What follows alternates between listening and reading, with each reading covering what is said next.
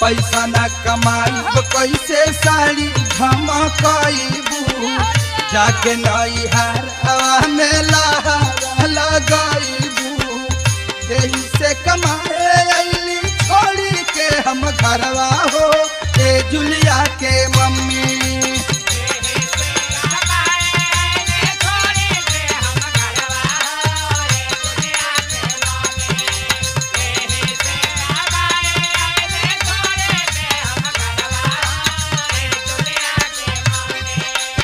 यही से कमाए अली छोड़ के हम घरवा हो ए जुलिया के मम्मी ए जुलिया के मम्मी।